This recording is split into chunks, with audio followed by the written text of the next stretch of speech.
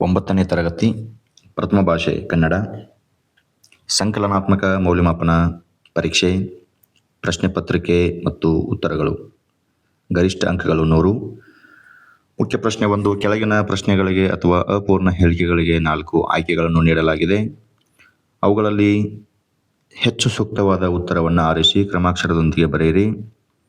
6 ಪ್ರಶ್ನೆ 6 ಅಂಕಗಳು. ಪ್ರಶ್ನೆ 1. ಇವುಗಳಲ್ಲಿ ರೂಢನಾಮಕ್ಕೆ ಉದಾಹರಣೆಯಾದ ಪದವಿದು. ಸರಿಯಾದ ಉತ್ತರ ಆಪ್ಷನ್ ಎ ಮಕ್ಕಳು. ಪ್ರಶ್ನೆ 2. ದೇವರು ಎಲ್ಲರಿಗೂ ಒಳ್ಳೆಯದನ್ನು ಮಾಡಲಿ. ಈ ವಾಕ್ಯದಲ್ಲಿ ಬಂದಿರುವ ಮಾಡಲಿ ಪದವು ಈ ವ್ಯಾಕರಣಾಂಶಕ್ಕೆ ಉದಾಹರಣೆಯಾಗಿದೆ. ಸರಿಯಾದ ಉತ್ತರ ಆಪ್ಷನ್ ಬಿ ವಿದ್ಯಾರ್ಥಕ. ಪ್ರಶ್ನೆ 3. ಹುಲಿದೊಗಲು ಪದವು ಈ ಸಂಧಿಗೆ ಉದಾಹರಣೆಯಾಗಿದೆ. ಸರಿಯಾದ ಉತ್ತರ ಆಪ್ಷನ್ ಸಿ ಆದೇಶ. ಹುಲಿ ಪ್ಲಸ್ ತೊಗಲು ಹುಲಿದೊಗಲು ಆದೇಶ ಸಂಧಿಗೆ ಉದಾಹರಣೆಯಾಗಿದೆ. 4. ಮಕ್ಕಳು ಶಾಲೆಗೆ ಹೋಗುತ್ತಾರೆ. ಈ ವಾಕ್ಯದಲ್ಲಿ ಬಂದಿರುವ ಹೋಗುತ್ತಾರೆ ಪದವು ಈ ಕಾಲರೂಪದ ಕ್ರಿಯಾಪದಕ್ಕೆ ಉದಾಹರಣೆಯಾಗಿದೆ. ಸರಿಯಾದ ಉತ್ತರ ಆಪ್ಷನ್ ಬಿ ವರ್ತಮಾನ ಕಾಲ. ವರ್ತಮಾನ ಕಾಲದ ಕಾಲಸೂಚಕ ಪ್ರತ್ಯಯ ಉತ್ತ. ಮುಂದಿನ ಪ್ರಶ್ನೆ.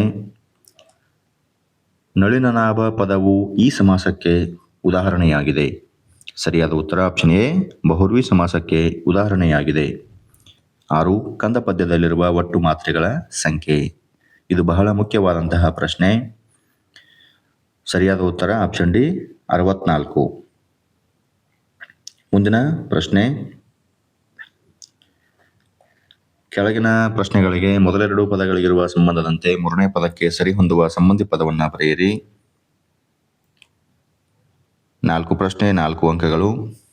ಪ್ರಶ್ನೆ ಸಂಖ್ಯೆ 7. ಓದು ಸಕರ್ಮಕ ಧಾತು, ಮಲಗು ಅಕರ್ಮಕ ಧಾತು. ಸಕರ್ಮಕ ಧಾತು ಎಂದರೆ ಧಾತುಗಳಿಗೆ ನಾವು ಏನನ್ನು ಎಂದು ಪ್ರಶ್ನೆ ಹಾಕಿದಾಗ ಉತ್ತರ ಸಿಕ್ಕರೆ ಅದು ಸಕರ್ಮಕ ಧಾತು, ಉತ್ತರ ಸಿಗದಿದ್ದರೆ ಅದು ಅಕರ್ಮಕ ಧಾತು. 8. ಚರು ಪದದ ಅರ್ಥ ಹವಿಸ್ಸು, ರುಜ ಪದದ ಅರ್ಥ ಸಮೂಹ. 9. ಯುಗ ಜುಗ, ಭೂಮಿ ಭುವಿ. 10. ಉನ್ನತೋನ್ನತ ದ್ವಿರುಕ್ತಿ, ನಡೆನುಡಿ ಜೋಡು ನುಡಿ.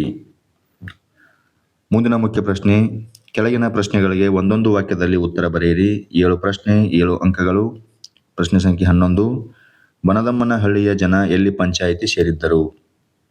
ಬನದಮ್ಮನಹಳ್ಳಿಯ ಜನರು ಊರಿನ ಬನಶಂಕರಿ ದೇವಾಲಯದ ಮುಂಭಾಗದ ಕಟ್ಟೆಯ ಮೇಲೆ ಪಂಚಾಯಿತಿ ಸೇರಿದ್ದರು. ಮುಂದಿನ ಪ್ರಶ್ನೆ. ಜಯಪುರದ ಪೂರ್ವದ ರಾಜಧಾನಿ ಯಾವುದು.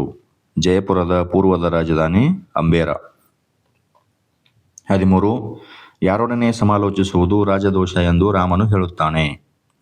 ಅನುಭವವಿಲ್ಲದ ಅವಿವೇಕಿಗಳೊಡನೆ ಸಮಾಲೋಚಿಸುವುದು ರಾಜದೋಷ ಎಂದು ರಾಮನು ಹೇಳುತ್ತಾನೆ. 14. ರಾಧಾಕೃಷ್ಣನವರ ಜನ್ಮದಿನವನ್ನು ಯಾವ ಹೆಸರಿನಿಂದ ಆಚರಿಸಲಾಗುತ್ತದೆ. ರಾಷ್ಟ್ರೀಯ ಶಿಕ್ಷಕರ ದಿನಾಚರಣೆ ಎಂದು ಆಚರಿಸಲಾಗುತ್ತದೆ. 15. ಮುದ್ದು ಪಾರಿವಾಳಗಳ ಜೋಡಿ ಎಲ್ಲಿ ಸಂಸಾರ ಹೂಡಿದ್ದವು. ದಟ್ಟ ಕಾಡಿನಲ್ಲಿ ಒಂದು ಹೆಮ್ಮರದ ಪೊಟರೆಯಲ್ಲಿ ಸಂಸಾರ ಹೂಡಿದ್ದವು. 16. ಪರಶುರಾಮರಿಂದ ಶರವನ್ನು ಪಡೆದವರು ಯಾರು. ಪರಶುರಾಮರಿಂದ ಶರವನ್ನು ಪಡೆದವರು ಭೀಷ್ಮರು. 17. ಚೆನ್ನಭೈರಾದೇವಿಗೆ ಉದ್ದಟತನದಿಂದ ಪತ್ರವನ್ನು ಬರೆದವರು ಯಾರು. ಗೋವೆಯ ಪೋರ್ಚುಗೀಸ್ ಗವರ್ನರ್ ಲೂಯಿಸ್ ಅಟಾಯಿಡೆ. ಮುಂದಿನ ಮುಖ್ಯ ಪ್ರಶ್ನೆ. 3 ಅಥವಾ 4 ವಾಕ್ಯಗಳಲ್ಲಿ ಉತ್ತರಿಸಿ. 10 ಪ್ರಶ್ನೆಗಳು 20 ಅಂಕಗಳು.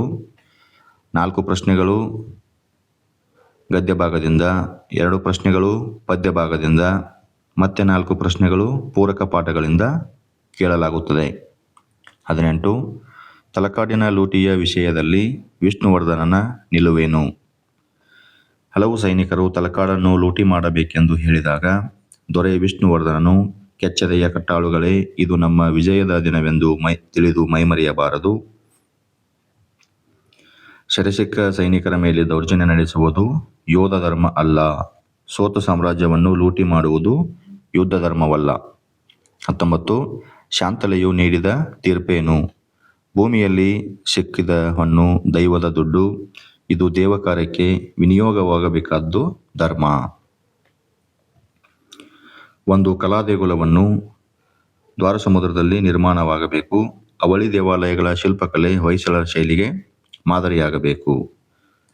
ಮುಂದಿನ ಪ್ರಶ್ನೆ, ರಾಮರಾಜ್ಯ ಪಾಠದ ಪ್ರಕಾರ ದೂತನು ಹೇಗಿರಬೇಕು? ದೂತನು ದೇಶದಲ್ಲಿಯೇ ಹುಟ್ಟಿ ಬೆಳೆದ ವಿದ್ವಾಂಸನಾಗಬೇಕು. ದೂತನು ಕಾರ್ಯಸಮರ್ಥನೂ ಪ್ರತಿಭಾಶಾಲಿಯೂ ಆಗಿರಬೇಕು. ರಾಜನು ಹೇಳಿ ಕಳುಹಿಸಿದ ಸಂದೇಶವನ್ನಷ್ಟೇ ತಿಳಿಸುವ ಸತ್ಯವಂತನಾಗಿರಬೇಕು. 21. ಸ್ಟಾಲಿನ್ ಅವರು ರಾಧಾಕೃಷ್ಣನ್ ಅವರ ಬೀಳ್ಕೊಡುಗೆ ಸಮಾರಂಭದಲ್ಲಿ ಏನು ಹೇಳಿದರು? ನೀವೊಬ್ಬರೇ ನನ್ನನ್ನು ಒಬ್ಬ ಮನುಷ್ಯನಂತೆ ಕಂಡು ವರ್ತಿಸಿದವರು. ನೀವು ನಮ್ಮನ್ನು ಬಿಟ್ಟು ಹೋಗುತ್ತಿರುವಿರಿ. ನನಗೆ ಇದು ದುಃಖ ನೀಡಿದೆ. ನೀವು ಹೆಚ್ಚು ಕಾಲ ಬಾಳಬೇಕೆಂಬುದೇ ನನ್ನ ಆಸೆ. ನಾನು ಹೆಚ್ಚು ಕಾಲ ಬಾಳುವುದಿಲ್ಲ. 22. ಭೀಷ್ಮನು ಕ್ರೋಧಗೊಳ್ಳಲು ಕಾರಣವೇನು? ಬಲೆ ಅರ್ಜುನ ಎಂದು ಹೇಳುತ್ತಾ ಸಕಲ ಆಯುಧಗಳಿಂದ ಯುದ್ಧ ಮಾಡುತ್ತಿದ್ದರು. ಆದರೆ ಸಾರಥಿಯಾದ ಕೃಷ್ಣನು ಅರ್ಜುನನಿಗೆ ಸೋಲು ಉಂಟಾಗದಂತೆ ರಥವನ್ನು ಚಾಕಚಕ್ಯತೆಯಿಂದ ನಡೆಸುತ್ತಿದ್ದನು. ಇದರಿಂದ ಭೀಷ್ಮನಿಗೆ ಅರ್ಜುನನೊಡನೆ ಹೋರಾಡಿ ಗೆಲ್ಲುವುದು ಕಠಿಣವಾಗಿ ರಣರಂಗದಲ್ಲಿ ಭೀಷ್ಮನು ಆಯಾಸಗೊಂಡನು. ಆಗ ಭೀಷ್ಮನು ಕೋಪಗೊಂಡು ಸಾರಥಿಯಾದ ಕೃಷ್ಣನನ್ನೇ ಗೆಲ್ಲುವೆನು ಎಂದು ಕ್ರೋಧಗೊಂಡನು. 23. ಕೃಷ್ಣನ ಕ್ರೋಧಕ್ಕೆ ಭೀಷ್ಮನು ಹೇಗೆ ಪ್ರತಿಕ್ರಿಯಿಸಿದನು? ಕಷ್ಟಗಳೆಂಬ ಕಾಡಿಗೆ ಕಾಡ್ಗಿಚ್ಚಿನಂತಿರುವ ಲಕ್ಷ್ಮೀವರ ಮುಕುಂದ ಮುರಾರಿ ಜಯವಾಗಲಿ ಎಂದು ಹೇಳುತ್ತಾ ನಮಸ್ಕರಿಸಿದನು. ಮುಂದಿನ ಪ್ರಶ್ನೆ, ಪುಟ್ಟ ಹಕ್ಕಿ ಜಗದಂಗಳದಲ್ಲಿ ಹೇಗೆ ಹಾರುತ್ತದೆ? ಅದಕ್ಕೆ ಭೂಮಿ ಆಕಾಶದಲ್ಲಿ ಯಾರ ಭಯವಿದೆ? ಪುಟ್ಟ ಹಕ್ಕಿಯು ಜಗದಂಗಳದಲ್ಲಿ ಆ ಮೂಲೆಯಿಂದ ಈ ಮೂಲೆಗೆ ಸದಾ ಹಾರುತ್ತದೆ.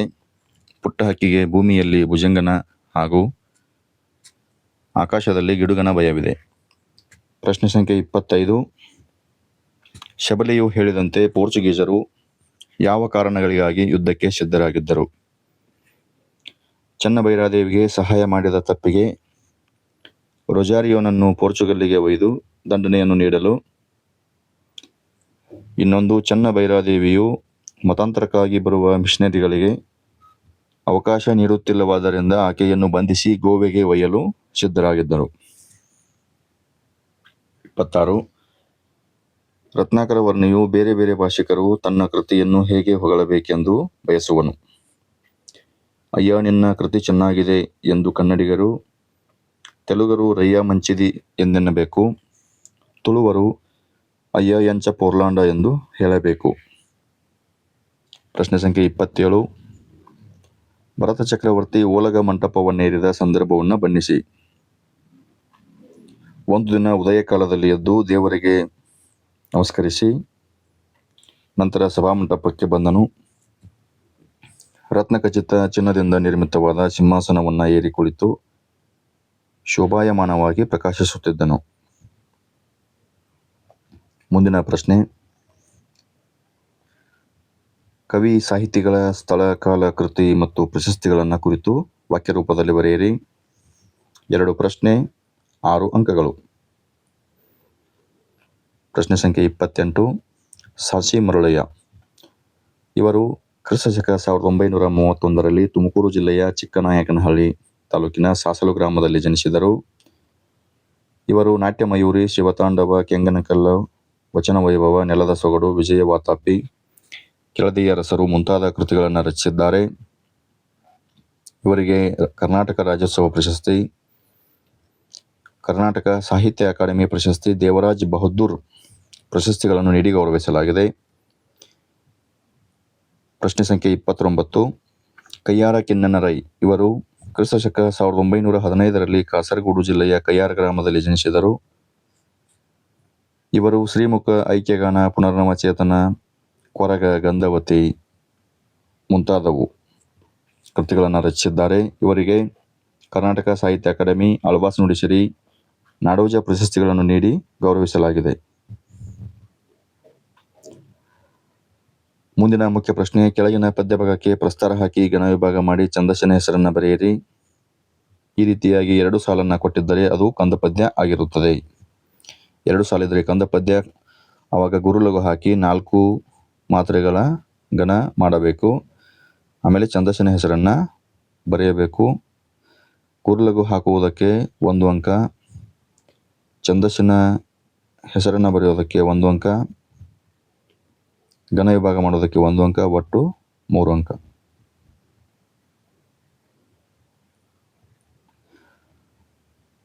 ಮುಂದಿನ ಪ್ರಶ್ನೆ, ಕೆಳಗಿನ ವಾಕ್ಯದಲ್ಲಿರುವ ಅಲಂಕಾರವನ್ನು ಹೆಸರಿಸಿ ಲಕ್ಷಣ ಬರೆದು ಸಮನ್ವಯಗೊಳಿಸಿ. ಪ್ರಶ್ನೆ ಸಂಖ್ಯೆ 31. ಗೀಜಗನ ಗೂಡುಗಳು ತೊಟ್ಟಿಲಿನಂತೆ ತೂಗಾಡುತ್ತಿದ್ದವು. ಅಲಂಕಾರ ಉಪಮಾಲಂಕಾರ. ಲಕ್ಷಣ 2 ವಸ್ತುಗಳಿಗಿರುವ ಸಾದೃಶ್ಯ ಸಂಪತ್ತನ್ನು ಪರಸ್ಪರ ಹೋಲಿಸಿ ವರ್ಣಿಸಿದರೆ ಅದು ಉಪಮಾಲಂಕಾರ. ಉಪಮೇಯ ಗೀಜಗನ ಗೂಡುಗಳು, ಉಪಮಾನ ತೊಟ್ಟಿಲು, ಉಪಮಾವಾಚಕ ಅಂತೆ, ಸಮಾನ ಧರ್ಮ ತೂಗಾಡುವುದು. ಮುಂದಿನ ಪ್ರಶ್ನೆ, ಕೆಳಗಿನ ಯಾವುದಾದರೂ ಒಂದು ಗಾದೆಯ ಮಹತ್ವದೊಂದಿಗೆ ವಿಸ್ತರಿಸಿ ಬರೆಯಿರಿ. ತುಂಬಿದ ಕೊಡ ತುಳುಕುವುದಿಲ್ಲ ಅಥವಾ ಹಿತ್ತಲ ಗಿಡ ಮದ್ದಲ್ಲ. ಮುಂದಿನ ಮುಖ್ಯ ಪ್ರಶ್ನೆ, ಕೆಳಗಿನ ವಾಕ್ಯ ಅಥವಾ ಹೇಳಿಕೆಗಳಿಗೆ ಸಂದರ್ಭ ಮತ್ತು ಸ್ವಾರಸ್ಯವನ್ನು ಬರೆಯಿರಿ. 6 ಪ್ರಶ್ನೆ, 18 ಅಂಕಗಳು. ಗದ್ಯ ಭಾಗದಿಂದ 3 ಸಂದರ್ಭಗಳು, ಪದ್ಯ ಭಾಗದಿಂದ 3 ಸಂದರ್ಭಗಳು. ಪ್ರಶ್ನೆ 33. ಚಾವಡಿಗೆ ನಕ್ಷತ್ರ ಲೋಕದ ಸೊಬಗನ್ನು ಕೊಡುತ್ತವೆ. ಈ ವಾಕ್ಯವನ್ನು ಶಿವರಾಮ್ ಕಾರಂತ್ ಅವರು ಬರೆದಿರುವ ಬೆಡಗಿನ ತಾಣ ಜಯಪುರ ಎಂಬ ಪಾಠದಿಂದ ಆರಿಸಿಕೊಳ್ಳಲಾಗಿದೆ. 34. ಮಾನವತೆಯೇ ವಿಶ್ವ ಅನುಸರಿಸಬೇಕಾದ ಮಾರ್ಗ. ಈ ವಾಕ್ಯವನ್ನು ಆದರ್ಶ ಶಿಕ್ಷಕ ಸರ್ವೇಪಲ್ಲಿ ರಾಧಾಕೃಷ್ಣನ್ ಎಂಬ ಗದ್ಯ ಪಾಠದಿಂದ ಆರಿಸಿಕೊಳ್ಳಲಾಗಿದೆ. ಪ್ರಶ್ನೆ ಸಂಖ್ಯೆ 35. 1000 ಮೂರ್ಖರಿಗಿಂತಲೂ ಒಬ್ಬ ಪಂಡಿತ ಲೇಸು. ಇದು ಬಹಳ ಮುಖ್ಯವಾದಂತಹ ಪ್ರಶ್ನೆ. ಈ ವಾಕ್ಯವನ್ನು ರಾಮರಾಜ್ಯ ಎಂಬ ಪಾಠದಿಂದ ಆರಿಸಲಾಗಿದೆ. 36.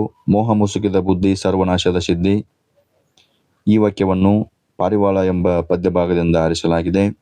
37. ತೃಣವ ಮುರಿಯುವುದಕ್ಕೆ ಕೊಡಲಿಯೂ ಬೇಕೆ. ಈ ವಾಕ್ಯವನ್ನು ದೇವಿದಾಸ ಅವರು ಬರೆದಿರುವ ಚಕ್ರಗ್ರಹಣ ಎಂಬ ಪದ್ಯ ಭಾಗದಿಂದ ಆರಿಸಲಾಗಿದೆ. 38. ಬಲಿಯ ನಿತ್ತೊಡೆ ಮುನಿಯಂ. ಇದು ಬಹಳ ಮುಖ್ಯವಾದಂತಹ ಪ್ರಶ್ನೆ. ಈ ವಾಕ್ಯವನ್ನು ಜನ್ನ ಕವಿ ಬರೆದಿರುವ ಯಶೋಧರ ಚರಿತ್ರೆ ಕಾವ್ಯದಿಂದ ಆಯ್ದ ಬಲಿಯ ನಿತ್ತೊಡೆ ಮುನಿಯಂ ಎಂಬ ಪಾಠದಿಂದ ಆರಿಸಲಾಗಿದೆ. ಮುಂದಿನ ಮುಖ್ಯ ಪ್ರಶ್ನೆ, ಕೆಳಗಿನ ಪದ್ಯ ಭಾಗವನ್ನು ಪೂರ್ಣಗೊಳಿಸಿ. ಇದು ಸಹಿತ ಬಹುಮುಖ್ಯವಾದಂತಹ ಪದ್ಯ. ನವಭಾವ ನವಜೀವ ನವಶಕ್ತಿ ತುಂಬಿಸುವ ಹಾಡೊಮ್ಮೆ ಹಾಡಬೇಕು. ತೀವ್ರತರ ಗಂಭೀರ ಭಾವನೆಯ ತೆರೆಮೆಸಗಿ ವೀರಧ್ವನಿ ಇರಬೇಕು. ಒಂದೇ ಪದ್ಯದಿಂದ 2 ಪ್ಯಾರಾಗಳನ್ನು ಕೇಳಿರುತ್ತಾರೆ. ನೀವು ಒಂದೇ ಒಂದು ಪ್ಯಾರವನ್ನು ಓದಿಕೊಂಡ್ರೆ ಸಾಕು. ಮುಂದಿನ ಮುಖ್ಯ ಪ್ರಶ್ನೆ, ಕೆಳಗಿನ ಪದ್ಯ ಭಾಗವನ್ನು ಓದಿ ಅರ್ಥ ಮಾಡಿಕೊಂಡು ಅಡಕವಾಗಿರುವ ಮೌಲ್ಯವನ್ನು ಆಧರಿಸಿ ಸಾರಾಂಶ ಬರೆಯಿರಿ. ಕುರುಡು ವಾತ್ಸಲ್ಯದಲ್ಲಿ ಕಳೆದುಕೊಂಡ ವಿವೇಕ, ಬಲೆಗೆ ನುಗ್ಗಿದ ಪಾರಿವಾಳ ಹಿಂಡು, ಹಸಿದ ಬೇಡನ್ನು ನಡೆದ ಹೊತ್ತುಕೊಂಡು, ಮೋಹ ಮುಸುಕಿದ ಬುದ್ಧಿ ಸರ್ವನಾಶದ ಸಿದ್ಧಿ, ವ್ಯಾಮೋಹವನ್ನು ತೊರೆದು ಬಾಳಬೇಕು, ಏನು ಬಂದರೂ ಕೂಡ ತಾಳಬೇಕು. ಅಂಬೇರದ ಮುಂದಿನ ಮುಖ್ಯ ಪ್ರಶ್ನೆ, 8 ಅಥವಾ 10 ವಾಕ್ಯಗಳಲ್ಲಿ ಉತ್ತರಿಸಿ. 2 ಪ್ರಶ್ನೆಗಳು, 8 ಅಂಕಗಳು. ಒಂದು ಗದ್ಯ ಭಾಗದಿಂದ ಮತ್ತೊಂದು ಪದ್ಯ ಭಾಗದಿಂದ.